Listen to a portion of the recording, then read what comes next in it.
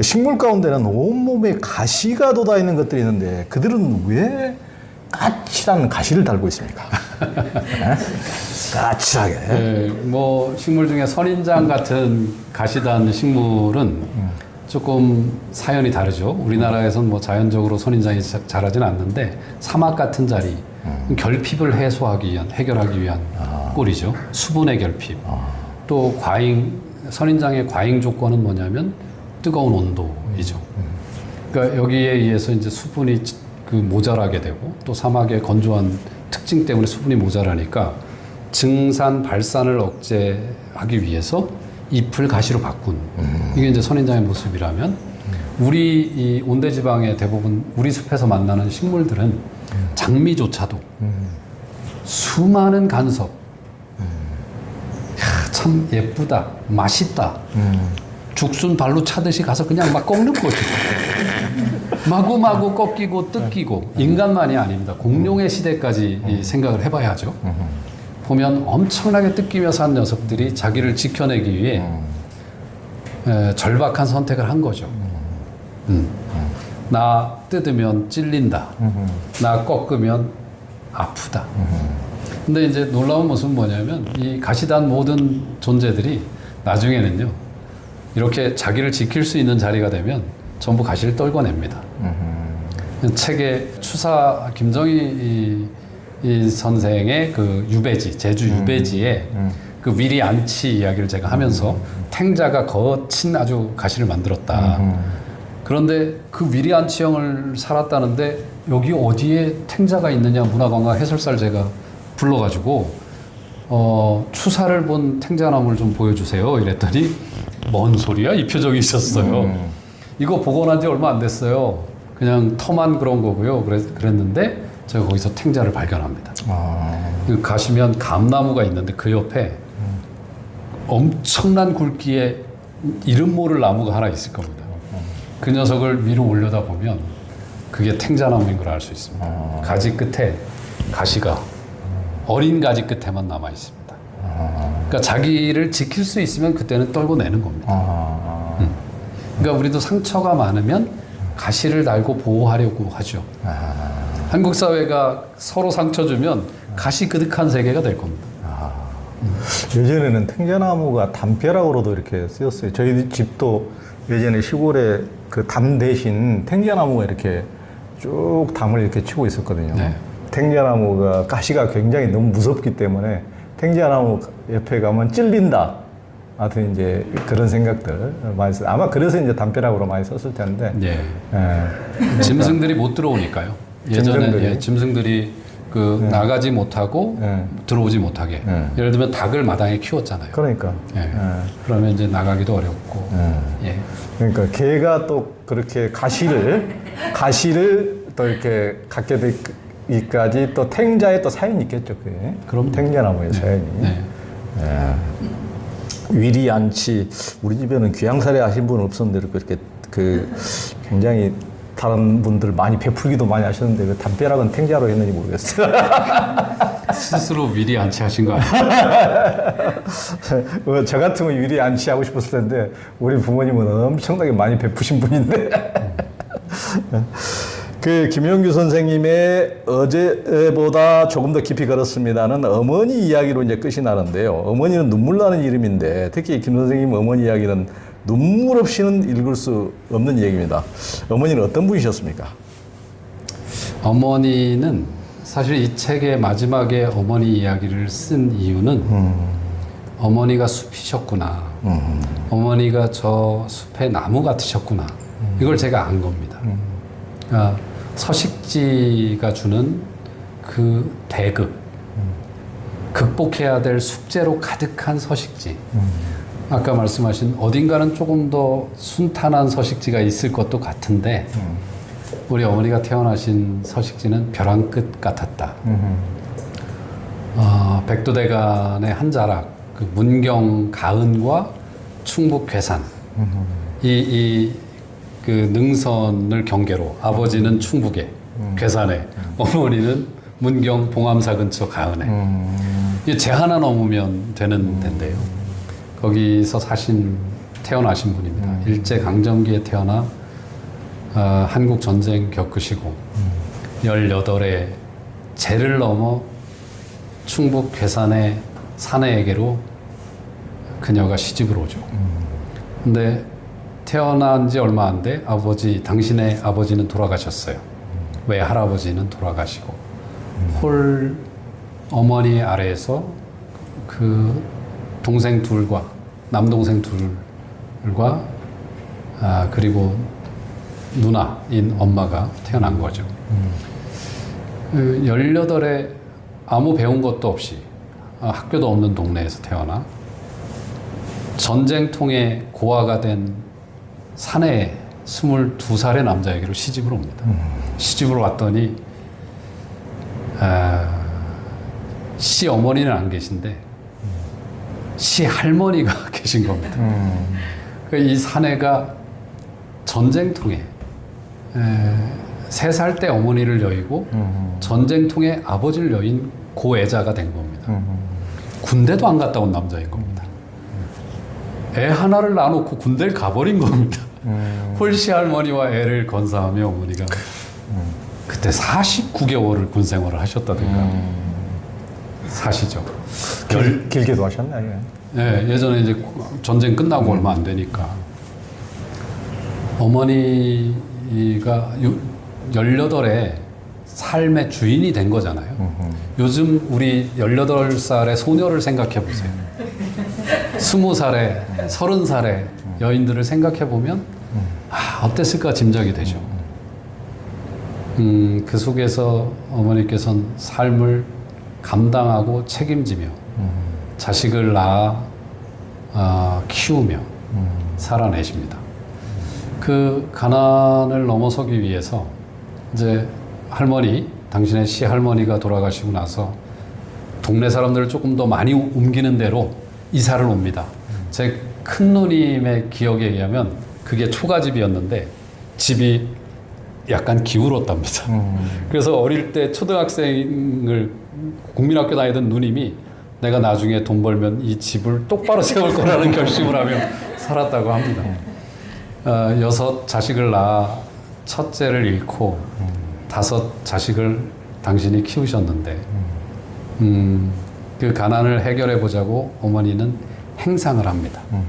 한 왕복 한 30리가 넘는 길을 이 장에서 생필품을 사가지고 그 마을 골짜기를 머리에 이고 가서 팔고 거기서 무거운 콩이며 무슨 잡곡이며 이런 것들을 사다 또 장에 내다 팔고 거기서 남긴 마진으로 생계에 보태 나가시는 거죠. 거기서 억지로 돈을 모으셔서는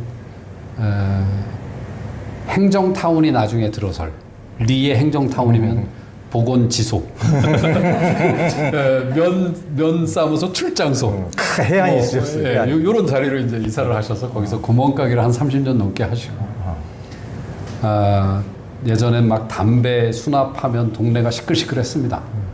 우리 동네는 담배, 인삼, 고추 이게 수납 그거 전매청에서 예전에 샀거든요. 지금은 KTNG지만 예전에 그게 국가 사업이었어요. 그러면 장에 사람들이 모이는 거예요. 그럼 거기다 밥을 마당에 솥 걸어서 해 대시고 하숙을 치르십니다. 그러면서 연탄 불 떼던 시절 연탄으로 바뀌고 가스레인지가 있습니까? 뭐가 있습니까? 솥 걸어서 밥 해 대시고 그 삶을 사시면서 살아내셨죠. 나무 같죠. 원망하거나 도망치지 않으셨죠. 그리고 아버지가 이제 당신보다 이태 전에 돌아가시고 어머니가 이태 뒤에 어느 날 고관절이 부러지셨어요. 이제 연로하셔가지고 그 쟁반 하나 들고 주방에서 거실로 나오다가 주저앉으셨는데 이게 고관절이 부러지셔서 병원에 가셔가지고 고관절 수술을 하고 내가 왜 자꾸 감기가 이렇게 안 나가냐 이래서 엑스레이를 찍었더니 폐암 말기라고. 형제 중에 효녀가 있는데 그 누나가 절대 어머니께 알리지 마라. 때 되면 내가 알린다. 그래서 모두가 함구하고 그 코로나 시절에 어머니 이제 간병하고 이랬는데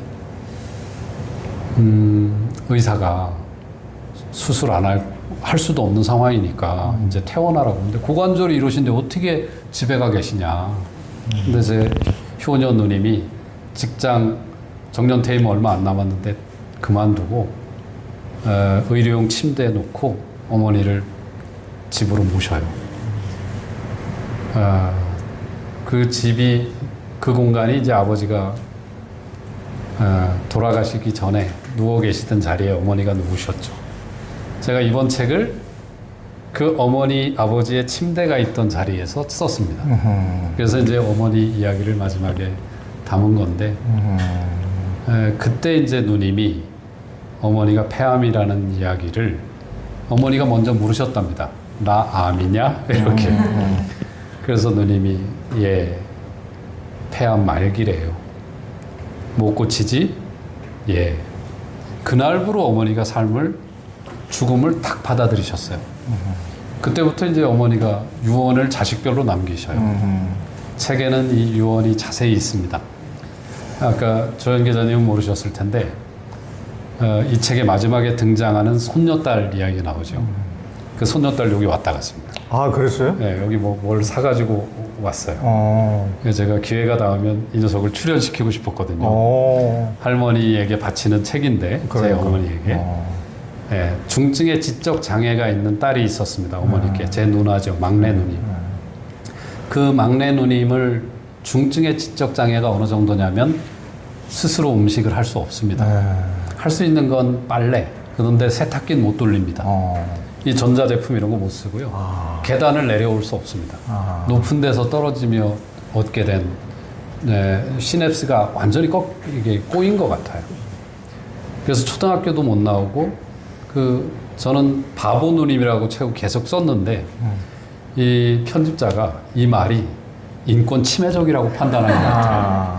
문학적 표현을 이해를 못 하더라고요. 그래서 중증의 지적 장애가 있는 이렇게 표현했는데, 우리 누님 그냥 바보 누님이었어요. 가치 중립적인 얘기입니다. 어머니는 그 누님을 혼기가 찾아 결혼을 시키겠다고 고집하십니다. 형제들에게 회의를 열었는데 논란이 있었고 대부분 반대했습니다. 제가 찬성했습니다. 책에는 그렇게 안 써놨는데, 찬성한 이유는 그 어린 나이에 제가 그렇더라고요. 어머니처럼 어머니 돌아가시고 아버지 돌아가시면 돌봐드릴 자신이 없다. 그나마 좋은 남자를 어머니가 봐두셨다고 하니 난 기도하고 싶다. 우리 매형이 좋은 분이시기를. 그래서 결혼을 합니다. 그리고 문간방에서 어머니가 그 아내 노릇을 해가며 매형을 이렇게 살죠. 그러다 독립을 시킵니다. 근데 시부모님, 이 장남이에요. 매형이. 그래서 시부모님을 이 동네로 모셔옵니다. 그리고 며느리 노릇을 하는 겁니다. 두 분이 돌아가시고 장례를 다 치러드립니다. 그리고 제사를 3년 동안 어머니가 차려서 그 매형에게 제사를 지내게 하고 그 동생들을 부르는데, 동생들은 이제 안 오죠. 그러니까 며느리 노릇까지 다 하신 거예요. 그러니까. 그런데 이제 아이를 또 낳게 하시겠다는 거예요. 논란이 또 있었습니다만 또 기도하기로 했습니다. 그 태어난 아이가 좀 전에 다녀갔다는 그 아이인데, 이 녀석의 삶이 벼랑 끝 같은 자리에서 태어난 거죠. 이 사춘기 시절에 자아가 형성되고 자아가 막 그 매우 복잡해지는 시기에 이 아이는 얼마나 힘들었겠습니까? 그러니까. 이 아이에게 위로가 됐던 게 숲이었어요. 제가 숲에게 길을 묻다라는 책을 선물로 줬는데, 제 첫 책을. 이 녀석이 어느 날 방에 들어와 울더라고. 삼촌, 나 이제 내 삶하고 화해할래요. 왜 그런 생각했어? 태어나는 자리는 선택 못하는 거라면서요. 받아들이는 거라면서요. 그게 생명에게 주어진 임무 같은 거라면서요. 그러고는 이 녀석이 이제 사회복지와 심리를 전공하는 대학에 갑니다. 그리고 할머니가 키웠어요, 이 녀석을. 어머니가, 엄마가 못 키우니까. 그러니까 아내 노릇에 며느리 노릇에 엄마 노릇을 돌아가실 때까지 하신 거죠. 그러니까. 네. 그러니까 며느리 노릇까지 저기 저 사위의 부모님들까지 네. 돌아가셔서까지 제사까지 네. 참 대단하신. 예. 그리고 유언에서 여러 말씀하셨지만 책에 보시면 자세한데 정말 아마 눈물 지으셨을 건데 김계성 목사님도 마지막에 어머니 생각이 많이 났다고 당신도 우셨다고. 그러니까. 근데 뭐 이게 제 어머니만이 아니라 그 시대를 살아낸 우리 대다수 어머니들의 이야기일 거고 나무와 풀이 사실은 또 그렇게 살아요. 그래서 어머니가 숲과 나무와 같다고 한 이유는 도망치지도 않고 와라 껴안은 것이죠. 전 이 이야기를 통해서 사랑, 나무와 풀이 우리에게 전하는 가장 고귀한 가르침, 메시지는 사랑하라. 다만 사랑하라이다. 사랑한다는 건 그건 뭐냐? 그 모든 날을 기꺼이 와라 껴안는 것이다. 찬란한 날도 서러운 날도 나무와 풀이 그리고 우리의 어머니들이 다 그렇게 살았다. 이 이야기를 하고 싶었습니다. 그러니까. 너무 참 눈물 나는 얘기고 더군다나 이제 장애를 가지신 딸 예전 시대에는 너무 그 고달프기 때문에 저도 예전에 그 기자 생활하면서 서울 시립아동병원에 가면은 거기에는 그 지적장애, 중증장애 아들이 너무 많은데 다 버려진 아이들. 그러니까 그 부모도 요구할 수가 없는 게 그 시절에는 그 그렇습니다. 자기가 한 몸 건사도 안 되는 시절이었기 때문에 그러니까 너무 지적 심하면 돌볼 수가 없으면 그걸 버리는 거예요. 그러면은 이제 국가에서라도 돌보겠지 하는 마음으로. 그러니까 그런 아이들이 너무 많은 거예요. 그래서 그런 아이들은 그 장애로 태어난 것만 해도 도저히 삶을 감당할 수가 없는데 부모에게 버림받았다는 그 트라우마로 도저히 그것을 도저히 극복할 수가 없는 거예요. 그 트라우마, 그 상처를. 네. 그들이 어떻게 이 세상을 헤쳐나가고 살아야 될지 그들 삶을 생각해보면 정말 탁 보는 순간 숨이 턱 막혀오는데 그들이 감당해야 될 세상은 어떤 세상일까. 그러니까 장애도 감당이 안 되는데 부모가 자기를 버렸다는 그런 사실. 근데 그 버리지 않고 온전히 그것을 감당했을 때 그분이 감수해야 될 것은 그 장애가 아닌 딸이 아니더라도 우리가 보기에 그 삶이 참 간단치 않은 정말 너무 버거운 삶이었는데 그 딸이 아니더라도 그 딸을 온전히 감내하면서 살아야 될 그 삶. 참 그런 우리 시대에 또 많은 어머니 이 정도까지 아니더라도 우리 시대의 어머니들이 그렇게 어려움을 이기고 다 살아왔기 때문에 이걸 이제 어제보다 조금 더 깊이 걸었습니다. 이걸 읽으면서 정말 많은 사람들이 눈물을 지을 거라고 생각하는데 저도 이 책을 읽고 저희 고향집에 가가지고 처음에는 조금 항상 이제 갈 때 착한 아들이 돼야지 하다가도 한 3, 4일 지나면 또 티격태격도 하는데 이 책을 읽고 가서 이번에는 티격태격 안 하고 엄청 착해져가지고 이 책을 읽으면 상당히 착해집니다. 착해집니다.